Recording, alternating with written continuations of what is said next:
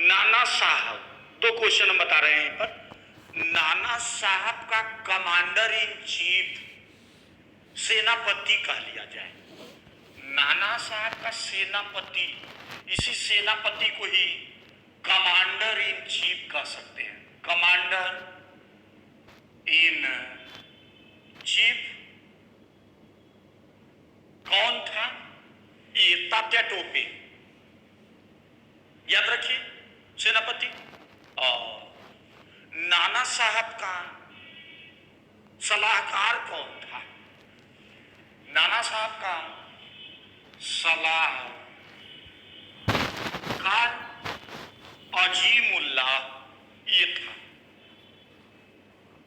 सेनापति तात्या टोपे और अजीमुल्लाह सलाहकार था। तात्या इधर तो बता दिए सब। अंग्रेज अवध को चीफ कमिश्नरी क्षेत्र बना दिए थे, चीफ कमिश्नर का क्षेत्र बना दिए। अवध मतलब ये फैजाबाद, लखनऊ वाला क्षेत्र, बेगम हजरत महल। मौलवी अहमदुल्लाह, यही एक ऐसा बंदा था, अहमदुल्लाह, जो 1857 के विद्रोह में अंग्रेजों के विरुद्ध क्या दिया था? जिहाद का नारा दिया था। अंग्रेजों के विरुद्ध जिहाद का नारा दिया था। इसका कहना था, जिहाद का मतलब धर्म युद्ध। जिहाद का अर्थ होता है धर्म युद्ध। धर्म युद्ध, ये देखिए, जिहाद, इसका कहना था कि हिंदुओं मुसलमानों खड़े हो जाओ और अंग्रेजों को, दुश्मनों को देश से खदेड़ दो, धर्म के लिए युद्ध करो, जिहाद का नारा। अंग्रेज 50,000 का इनाम घोषित किए थे। 50,000 रुपया, मौलवी अहमदुल्लाह 50,000 का इनाम घोषित। अंत में 5 जून 50,000 का इनाम घोषित किए थे। 5 जून 1858 को, ये देखिए, 1858 को उत्तर प्रदेश रुहेलखंड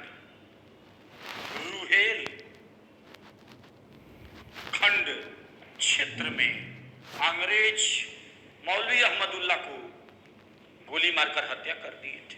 5 जून 1858 को, देख रहे हैं, अहमदुल्लाह को गोली मारकर हत्या कर दी गई। खान बहादुर खां को फांसी दे दिए थे सब। बरेली खान बहादुर खां को फांसी दे दी गई थी। और आगे जब बढ़ेंगे तो लियाकत अली कुंवर सिंह, इधर तो ठीक,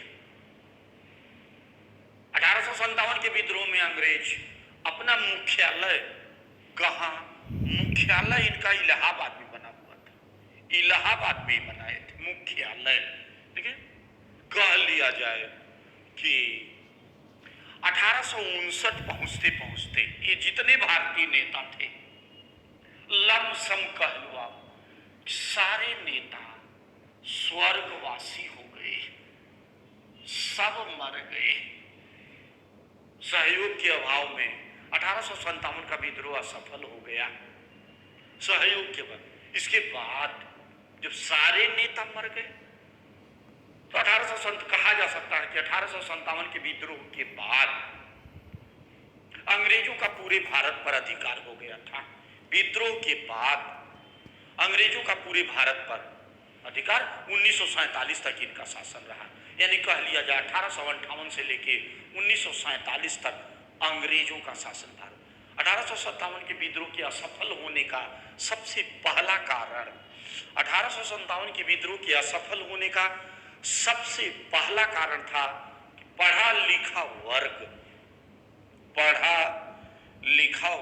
ये देखिए, शिक्षित वर्ग 1857 के विद्रोह में भाग नहीं लिया था। उदासीन, न्यूट्रल जिसको आप कहते हो कि मैं पढ़ा लिखा हूं, मैं विद्वान हूं, मैं शिक्षित हूं, मैं नहीं लड़ूंगा, जिसको लड़ना हो जा करके लड़े। विद्रोह के असफल होने का एक कारण ये भी माना गया है। 1857 क्या विद्रोह में 1857 का विद्रोह दक्षिण भारत तक नहीं पहुंच पाया था, यानी पूरे भारत में यह विद्रोह नहीं फैल पाया था। क्यों नहीं फैल पाया? क्योंकि बुद्धिमान वर्ग, शिक्षित वर्ग तो विद्रोह से बाहर हो गया। बुद्धिमान शिक्षित वर्ग रहा होता तो धीरे धीरे दिमाग लगा करके पूरे भारत में विद्रोह को फैलाया होता। 1857 के विद्रोह में भारतीय सैनिक अंग्रेजों के सैनिकों की अपेक्षा कमजोर साबित हुए, कमजोर, दुर्बल साबित हुए। क्यों? क्योंकि हमारे भारतीय सैनिकों को 7 रुपये महीने तनख्वाह मिलता था। 7 रुपये में अपने दूध, दही, घी, फल फ्रूट खा करके मजबूत बने या परिवार को खिलावे। कमजोर हो गए। 1857 के विद्रोह ठोस योजना, प्लानिंग जिसको कहते हैं, ठोस योजना, स्पष्ट लक्ष्य का अभाव था। स्पष्ट लक्ष्य का अभाव था। ये देखिए, स्पष्ट लक्ष्य का अभाव, ठोस योजना, प्लानिंग नहीं थी। समय के पहले विद्रोह आरंभ हो गया। अर्जुन की तरह लक्ष्य नहीं था इन लोगों का। 1857 का विद्रोह हम आपको पूरा कर ले गए हैं। हमको नहीं लगता है कि इसके बाहर कहीं से कुछ आएगा, चाहे उलट के पलट के, चाहे जैसे पेपर बने रहेगा इसी में से। बार-बार कोशिश की गई है। चलिए ठीक है, आगे बढ़ाते हैं। आगे अब 1858 आ गया, इसको मिटा देते हैं। क्लियर हो चुका है, हम लोगों की सारी चीजें बता दिए हैं इसमें।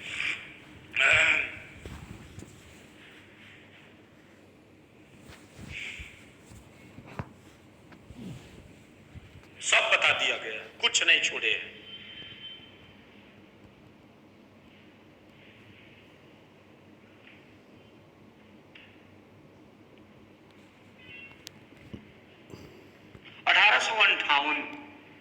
से 1950 की हिस्ट्री आ गई। अब कितनी वीडियो? 6 वीडियो जा चुकी हैं हम लोगों की। 6वीं वीडियो में 1857, 7वीं वीडियो से आप लोगों का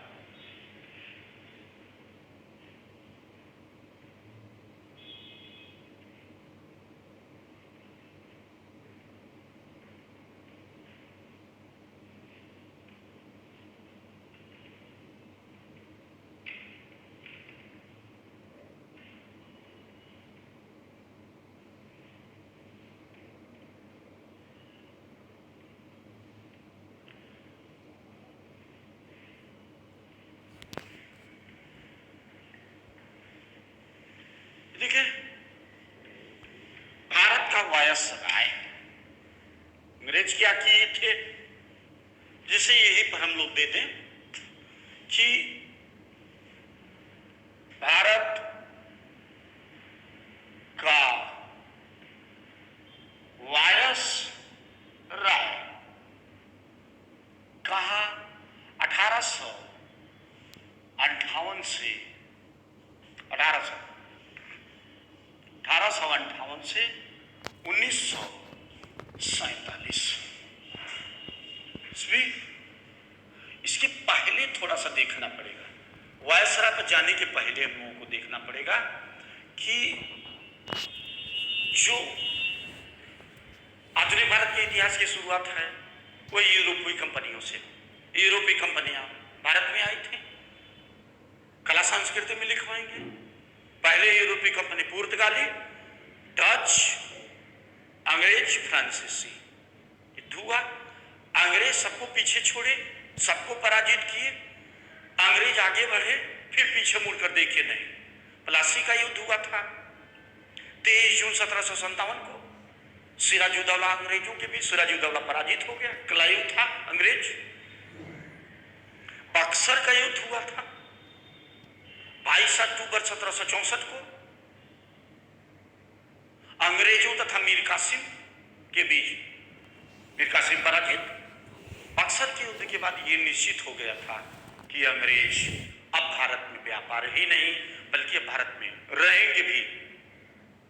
तो अंग्रेज क्या किए कि बंगाल का पहला गवर्नर बना दिए। किसको? ये बंगाल, देखना 4 लाइन ले, सिलेबस आपका यहां से आ रहा है, थोड़ा सा बताते हैं। बंगाल का गवर्नर, बंगाल का गवर्नर, प्रथम गवर्नर कौन था? Robert Clive.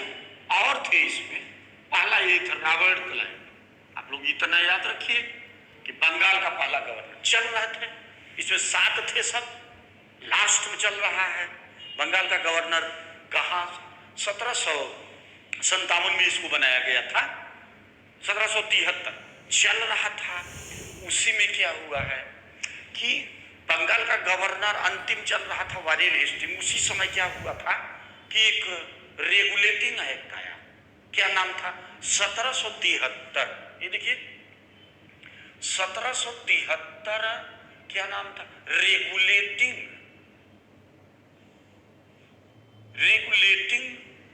एक्ट के द्वारा, रेगुलेटिंग एक्ट, कानून लिखा हुआ है कुछ। क्या लिखा? कि बंगाल के गवर्नर को बंगाल का गवर्नर जनरल बना दिया जाए। बंगाल के गवर्नर को बंगाल का गवर्नर जनरल बना दिया गया। ये देखिए दूसरे नंबर पर बंगाल का गवर्नर जनरल, बंगाल का गवर्नर जनरल पहला कौन था? वारेन हेस्टिंग बंगाल का पहला गवर्नर जनरल वारेन हेस्टिंग चल रहा है। इसमें कुल 12 थे, पहला यही था, चल रहा है। तब तक एक एक्ट फिर आया। तीसरे नंबर पर देखोगे आप 1833 चार्टर एक्ट कानून बन करके आया। चार्टर एक्ट 1833 चार्टर एक्ट आया। क्या बोल रहा कि अब बंगाल के गवर्नर जनरल को पूरे भारत का गवर्नर जनरल बना दिया गया। भारत का, अब देख रहे हैं इसी को कन्वर्ट कर, भारत का गवर्नर जनरल पहला कौन था? इसमें कुल 7 थे, इसमें कुल 12 थे, ये भी 7 थे। लॉर्ड विलियम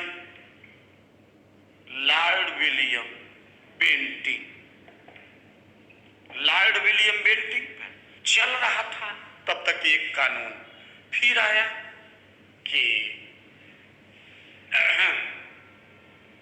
1858 में कानून फिर आ रहा है। 1858 चार्टर एक्ट, ये देखिए 1858 चार्टर एक्ट के फिर कुछ लिखा हुआ है कि भारत के गवर्नर जनरल को अब भारत का वायसराय बना दिया जाए।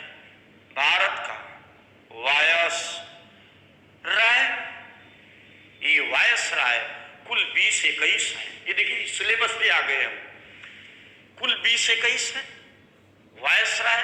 कहां से? 1858 से। पहला वायसराय क्या नाम है? लॉर्ड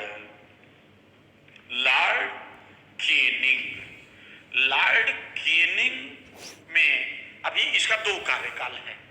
इसका लास्ट था, भारत का गवर्नर जनरल अंतिम था, और ये प्रथम है, भारत का प्रथम वायसराय लॉर्ड केनिंग। यही से हम लोगों का शुरू हो जाएगा। क्लियर होगा? इसको ना बताते ये नींव आपकी कमजोर हो जाती। कहां से अटेंडम आ गया है भारत का वायसराय, देख रहा? क्लियर हो गया हम लोगों का कि बंगाल का पहला गवर्नर रॉबर्ट क्लाइव था। 1773 रेगुलेटिंग एक्ट के द्वारा बंगाल के गवर्नर को अब बंगाल का गवर्नर जनरल बना दिया गया। बंगाल का पहला गवर्नर जनरल वारेन हेस्टिंग था। किंतु 1833 चार्टर एक्ट कानून के द्वारा बंगाल के गवर्नर जनरल को भारत का पहला governor general lord William Bentinck था। 1858 चार्टर एक्ट के द्वारा भारत के गवर्नर जनरल को भारत का वायसराय बना दिया गया। भारत का प्रथम वायसराय, भारत का अंतिम governor general Lord Canning, Bharat का प्रथम वायसराय लॉर्ड केनिंग। इसी को लेके हम आगे निकल जाते हैं। आ गए हम लोग यहाँ पर, देखिए अपने सिलेबस पे आ गए। अब आपको 1858 से हम लेकर के निकल जाएंगे कहाँ, 1950, पूरी हिस्ट्री। भारत का प्रथम वायसराय, ये देखिए, ये या लॉर्ड कैनिंग या कैनिंग भी कह सकते हैं। लॉर्ड कैनिंग का 2 कार्यकाल है। पहला कार्यकाल इसका अंतिम है, भारत का अंतिम गवर्नर जनरल है। ये देखिए पहला कार्यकाल है 1856 से 1858। क्या लिख दिया जाए, भारत का अंतिम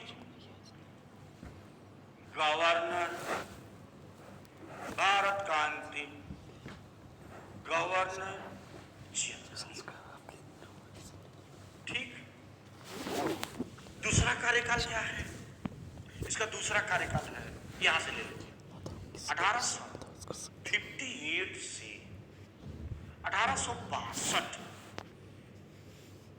भारत का प्रथम वायसराय, यहां लिख दिया गया, भारत का प्रथम वायसराय, ये प्रथम वायसराय, ये लॉर्ड कैनिंग। ठीक है ना।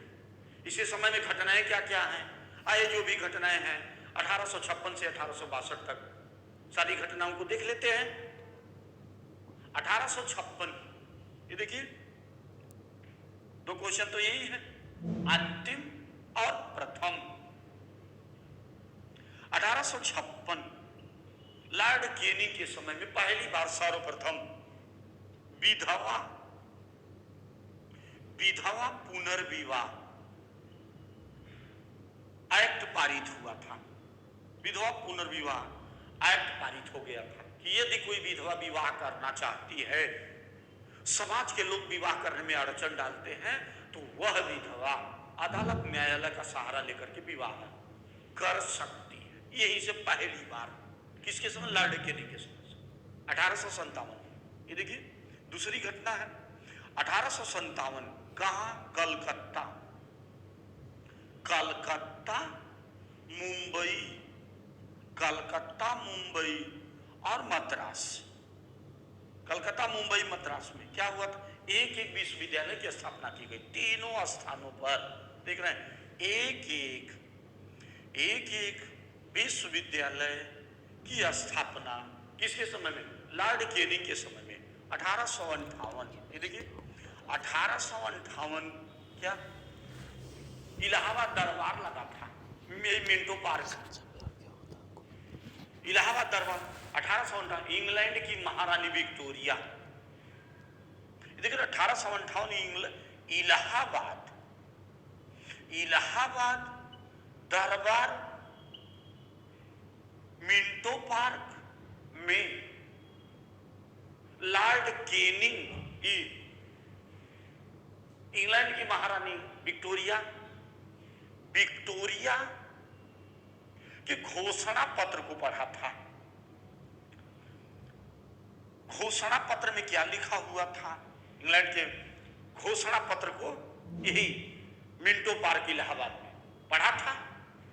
अभी तक क्या था कि अंग्रेजी ईस्ट इंडिया कंपनी आई थी, ये आई और सबको पराजित करके धीरे धीरे भारत की शासन सत्ता अपने हाथ में ले ली। यानी भारत का जो शासन चल रहा था, भारत का शासन ये इंग्लैंड गवर्नमेंट नहीं चला रही है। इसको देखिए, भारत शासन को इंग्लैंड गवर्नमेंट नहीं चला, बल्कि अंग्रेजी ईस्ट इंडिया कंपनी चला रही थी। देख रहे हैं, कंपनी के हाथों में, कंपनी के मेंबर व्यापारी बन करके आए, यहां शासन करने लगे। ये क्या करने लगे कि हमारे आप के ऊपर मनमाना व्यवहार, तानाशाही, जो चाह रहे हैं जैसे चाह रहे हैं वैसे कर रहे। इंग्लैंड की महारानी विक्टोरिया को पता चला, विक्टोरिया ने घोषणा पत्र भेजा। घोषणा पत्र में साफ साफ लिखा हुआ था, जब ये पढ़ा था, कि भारत शासन को अंग्रेजी ईस्ट इंडिया कंपनी के हाथों से छीन लिया जाए। भारत शासन को अंग्रेजी ईस्ट इंडिया कंपनी के हाथों से छीन लिया जाए। छीन लिया गया। छीन करके इंग्लैंड गवर्नमेंट यानी ब्रिटिश सरकार स्वयं अपने हाथों में ले ली भारत शासन को छीन करके, और अपना एक प्रतिनिधि बनाकर भेजी। प्रतिनिधि का नाम क्या था? वायसराय। वायसराय, वायसराय का अर्थ होता है ब्रिटिश सरकार का राजमुकुट। ब्रिटिश सरकार का राजमुकुट यानी ब्रिटिश इंग्लैंड गवर्नमेंट का सबसे सर्वोच्च अधिकारी कौन था? वायसराय। बीच का काम किया, एक तरफ इंग्लैंड गवर्नमेंट, एक तरफ भारत सरकार। भारत सरकार क्या, भारत का शासन इंग्लैंड गवर्नमेंट को सारी सूचना दे रहा है। ठीक है, 1858। अभी लॉर्ड कैनिंग में 2 क्वेश्चन और है। लॉर्ड कैनिंग में 2 क्वेश्चन और होगा। 1861, ये देखो 1861 कलकत्ता मुंबई मद्रास, ये देखिए कलकत्ता मुंबई मद्रास में एक उच्च न्यायालय की स्थापना की गई थी। एक उच्च न्यायालय की स्थापना की गई थी 1861 में। और एक क्वेश्चन और है इसमें। 1861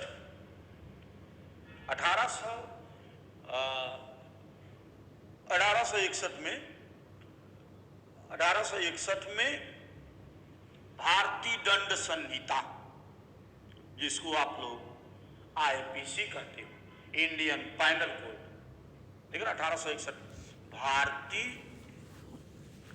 दंड संहिता, भारतीय दंड संहिता की स्थापना की। आईपीसी, इंडियन पैनल कोड, किसके समय में? ये आपके लॉर्ड कैनिंग के समय में। आइए लॉर्ड कैनिंग को हम लोग एक बार रिवीजन कर लेते हैं। लॉर्ड कैनिंग देख रहे हैं, भारत का अंतिम गवर्नर जनरल 1856 से 1858, भारत का पहला वायसराय, प्रथम वायसराय 1858 से 62। इसका पूरा कार्यकाल 1856 से 62 तक जा रहा है। 1856 में लॉर्ड कैनिंग के समय पहली बार विधवा पुनर्विवाह को लागू किया, पारित किया गया था। लॉर्ड कैनिंग के समय में ही 1857 कलकत्ता मुंबई मद्रास में एक विश्वविद्यालय की स्थापना की गई थी। लॉर्ड कैनिंग 1858, इसी के समय में इलाहाबाद दरबार लगा। इलाहाबाद दरबार मिंटो पार्क में लॉर्ड कैनिंग इंग्लैंड की महारानी विक्टोरिया के घोषणा पत्र को पढ़ा था। घोषणा पत्र में लिखा हुआ था भारत शासन अंग्रेजी ईस्ट इंडिया कंपनी के हाथों से छीन लिया जाए। छीन लिया गया। छीन करके इंग्लैंड गवर्नमेंट भारत शासन को स्वयं अपने हाथों में ले ली और अपना वायसराय बना करके लॉर्ड कैनिंग को भेजी थी। ठीक है, 1861 कलकत्ता मुंबई मद्रास एक उच्च न्यायालय, हाई कोर्ट की स्थापना की गई थी। 1861 आईपीसी जो अपने यहाँ है, भारतीय दंड संहिता की स्थापना लॉर्ड कैनिंग के समय में ये हमारा आपका पूरा हुआ। और 1862 ये देख रहे, इसी के बाद आपको दूसरा गवर्नर, दूसरा वायसराय आ जाएगा। ये क्रम नहीं टूटेगा, ये क्रम 1950 तक जाएगा। ये देखिए दूसरा गवर्नर जनरल कौन आ रहा है, वायसराय कौन आ रहा है? दूसरा वायसराय है कि लॉर्ड कहां से 62 लॉरेंस के समय में कुछ खास क्वेश्चन नहीं बना है। लॉरेंस का समय था 1862, यहीं से ले लेंगे ये 1862 से 1869 लॉरेंस के समय में दक्षिण भारत में अकाल पड़ा था। कहा?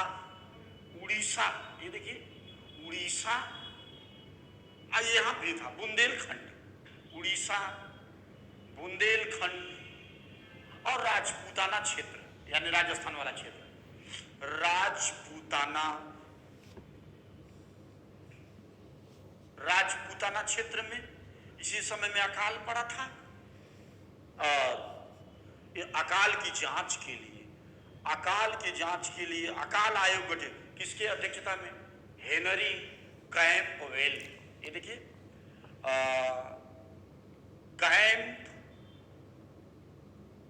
कैंपवेल की अध्यक्षता में लॉरेंस किसका?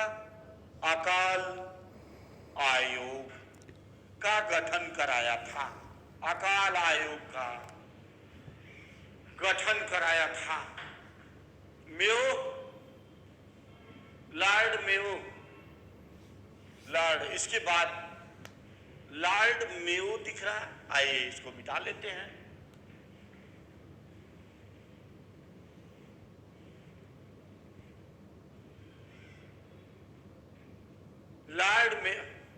लॉर्ड मेयो आ गया है, ठीक है, ये तो क्लियर हो गया है हमारा। लॉरेंस उड़ीसा, लॉरेंस के समय में वायसराय है, लॉरेंस के समय में उड़ीसा, बुंदेलखंड, राजपूताना सहित बड़ा भीषण अकाल पड़ा था। अकाल की जांच करने के लिए हेनरी कैंपवेल की अध्यक्षता में लॉरेंस अकाल आयोग का गठन कराया था और अकाल आयोग का गठन कराया था। अब इसके बाद जो आ रहा है लॉर्ड मेयो, भारत के वायसरायों में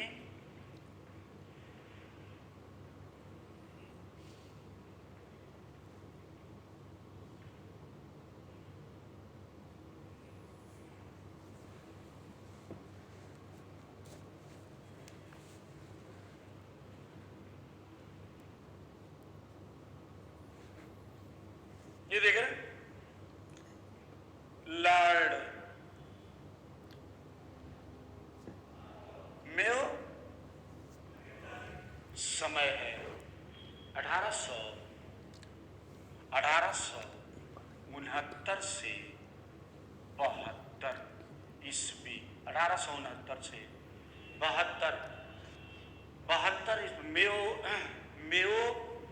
अब देखेंगे तो मेयो में पहला क्वेश्चन हम लोग बना लेते हैं कि मेयो 1872 में भारत में पहली बार अव्यवस्थित